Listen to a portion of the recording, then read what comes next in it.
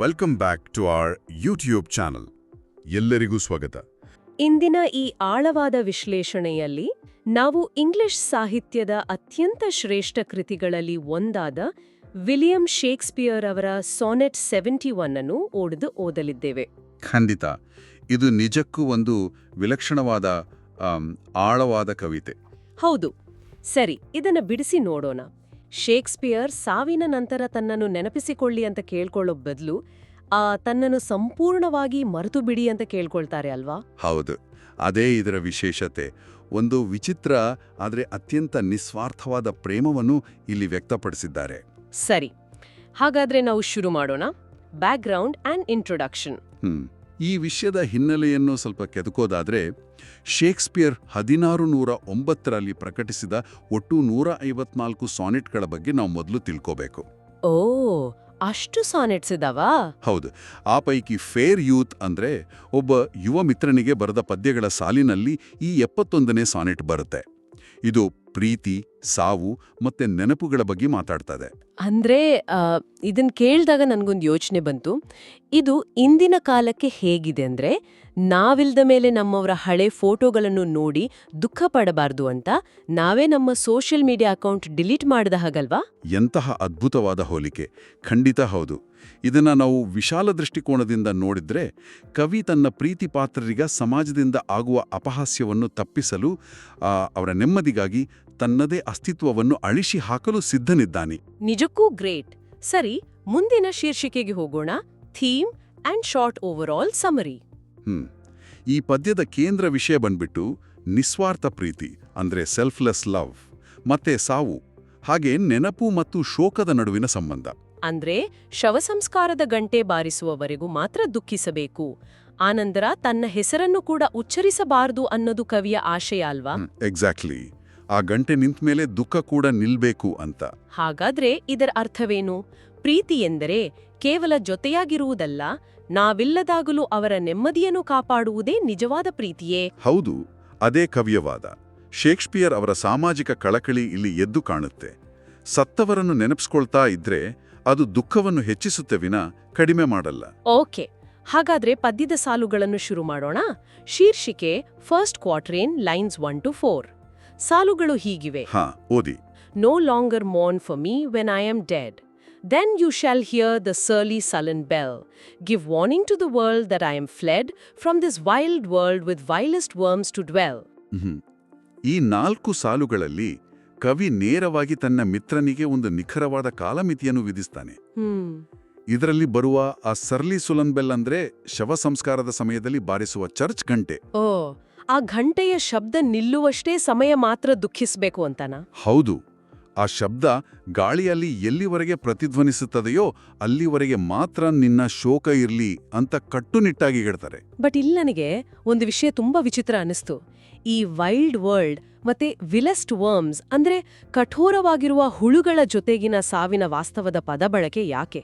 ಅಂದ್ರೆ ಲೈಕ್ ಪ್ರೀತಿಯ ಕವಿತೆಯಲ್ಲಿ ಭೌತಿಕ ಕೊಳೆಯುವಿಕೆಯ ಅಂದ್ರೆ ಫಿಸಿಕಲ್ ಡಿಕೆ ಬಗ್ಗೆ ಇಷ್ಟು ಭಯಾನಕ ಚಿತ್ರಣ ಯಾಕೆ ಕೊಡಬೇಕು? ಇದು ಆ ಮಿತ್ರನಿಗೆ ಇನ್ನೂ ಹೆಚ್ಚು ನೋವು ಕೊಡಲ್ಲ?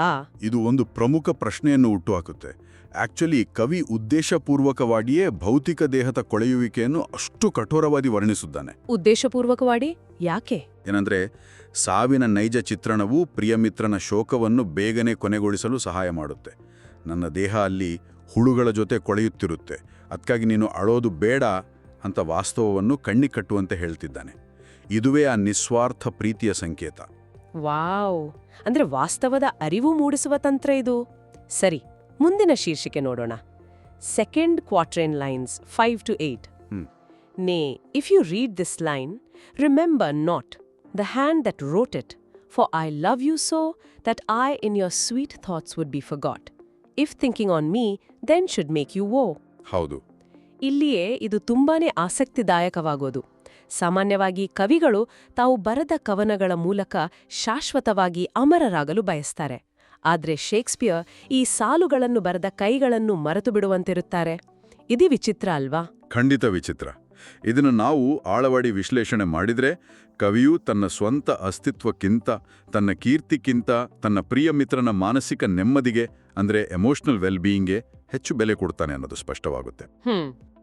ನನ್ನನ್ನು ನೆನಪಿಸಿಕೊಂಡು ನಿನಗೆ ದುಃಖ ಆಗೋದಾದ್ರೆ ಆ ನೆನಪೇ ಬೇಡ ಅಂತನಾ? ಎಕ್ಸಾಕ್ಟ್ಲಿ. ಇದು ಯಾವುದೇ ಅಹಂಕಾರ ಇಲ್ಲದ, ಪ್ರತಿಫಲಾಪೇಕ್ಷೆ ಇಲ್ಲದ ಅಪ್ಪಟ ಪ್ರೀತಿ. ನಿಜಕ್ಕೂ ಆ ಸೋಷಿಯಲ್ ಮೀಡಿಯಾ ಡಿಲೀಟ್ ಮಾಡುವ ಹೋಲಿಕೆ ಇಲ್ಲಿ ಪರ್ಫೆಕ್ಟ್ ಆಗಿ ಮ್ಯಾಚ್ ಆಗುತ್ತೆ. ಸರಿ, ಮುಂದಿನ ಸಾಲುಗಳ ಶೀರ್ಷಿಕೆ third ಕ್ವಾರ್ಟ್ರೇನ್, lines 9 to 12. Oh, if I say you look upon this verse, when I perhaps compounded am with clay, do not so much as my poor name rehearse, but let your love even with my life decay.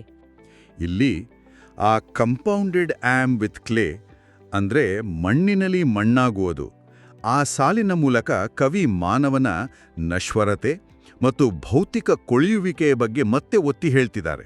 ಹೌದು, ಒಮ್ಮೆ ದೇಹ ಮಣ್ಣಾದ್ಮೇಲೆ ಕವಿಯ ಹೆಸರನ್ನು ಕೂಡ ಉಚ್ಚರಿಸಬಾರದು ಎನ್ನುವ ಕೋರಿಕೆ ಇನ್ನೂ ಬಲವಾಗುತ್ತೆ ಇಲ್ಲಿ. ಬಟ್ ನನ್ನ ಪ್ರಶ್ನೆ ಏನಂದ್ರೆ, ಕವಿಯ ಜೀವ ಮುಗಿಯೋ ಜೊತೆಗೆ ಆತನ ಮೇಲಿನ ಪ್ರೀತಿ ಕೂಡ ಮರೆಯಾಗ್ಬೇಕು ಅಂದ್ರೆ ಡಿಕೆ ಆಗ್ಬೇಕು ಅಂತ ಹೇಳ್ತಾರಲ್ಲ. ಹೌದು, ದೇಹ ಕೊಳೆಯುವ ರೀತಿಯಲ್ಲೇ ಶೋಕವು ಕರಗಿ ಹೋಗ್ಬೇಕು ಎಂಬ ಅದ್ಭುತ ಮೆಟಫರ್ ಇದು ಅಲ್ವಾ? ಆದ್ರೆ ಪ್ರೀತಿಯನ್ನ ಸಾಯಲು ಬಿಡೋದು ಅಷ್ಟು ಸುಲಭನಾ? ಸುಲಭವಲ್ಲ ಖಂಡಿತ.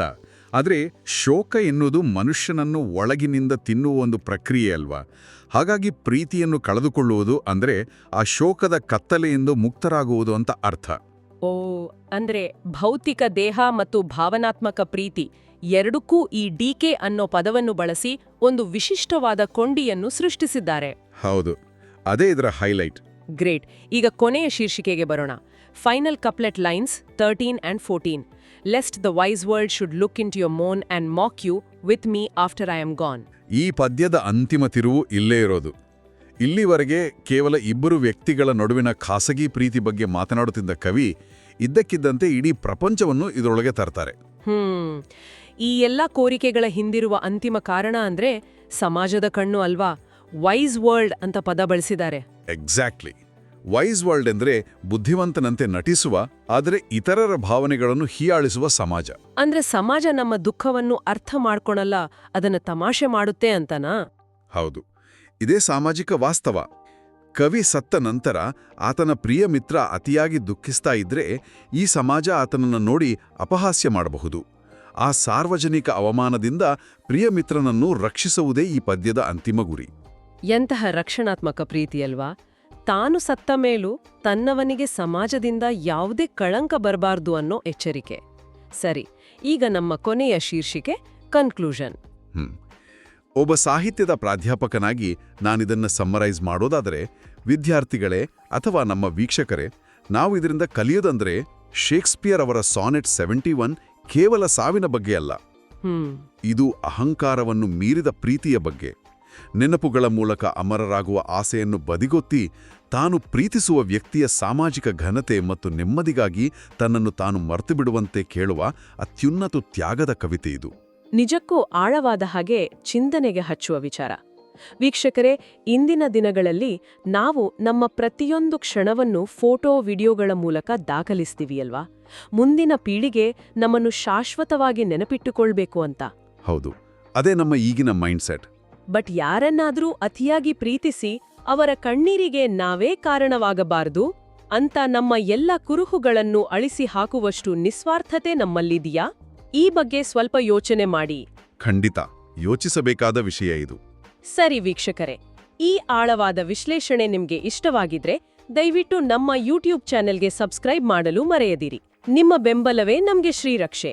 ಮುಂದಿನ ವಿಡಿಯೋದಲ್ಲಿ ಮತ್ತೊಂದು ಅದ್ಭುತ ವಿಷಯದೊಂದಿಗೆ ಸಿಗೋಣ. ನಮಸ್ಕಾರ. Hello, I'm William Shakespeare. If you enjoyed this explanation of my sonnet, Sonnet 71, please subscribe to this channel for more English literature videos.